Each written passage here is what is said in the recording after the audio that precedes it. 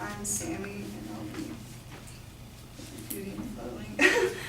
Okay, so my opponent stated that that the ages, the age 25 is considered an adult. So technically, that's saying that 21 is still like a young adult. So it kind of, I don't know, like what. So it's we're basically asking like what's the difference between 18 and 21. And the definition for an adult is a person who has attained the age of majority. The age of majority is legally defined at which a person is considered an adult with all the attendant rights and responsibilities of adulthood. The age of majority is defined by state laws which vary by state, but it is 18 in most states.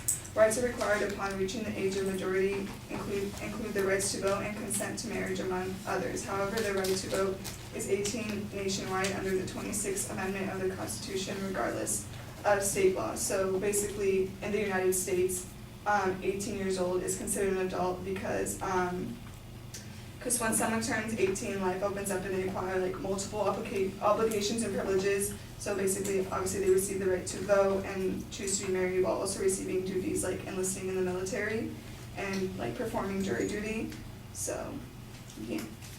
And then her second point was that the brains are not fully developed at 21 either. So that's basically saying that 21 is, I guess, still too young to even be the age to drink, which also goes back to like what is the difference between the ages 18 to 21. So today we know that the human brain doesn't finish fully developing until closer to one's mid-20s and even potentially into 30s. So similar to the earliest onset of puberty, the female brain typically finishes its development about 2 years before the male.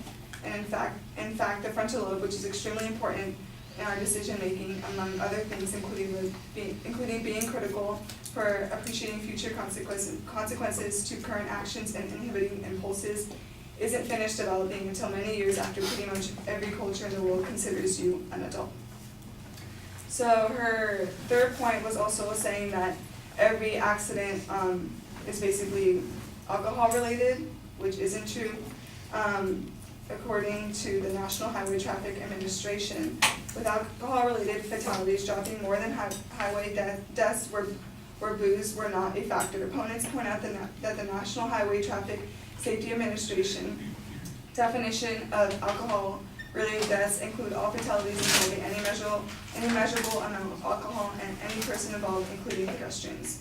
They also note that the highway design vehicle safety and seatbelt were used have markedly improved since the 1980s.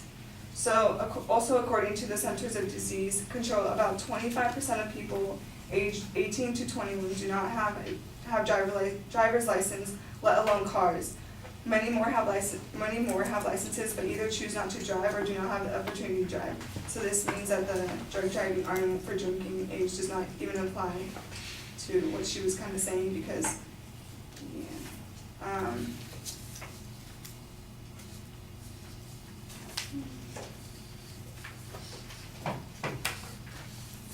And also according to the National Highway Traffic Safety Administration, safety belts and airbags have been combined to save 206,287 lives between 1975 and 2004. So by comparison, the National Highway Traffic Safety Administration estimates that the age 21, by the minimum, which is the minimum legal drinking age, saved 23,733 lives in the same period.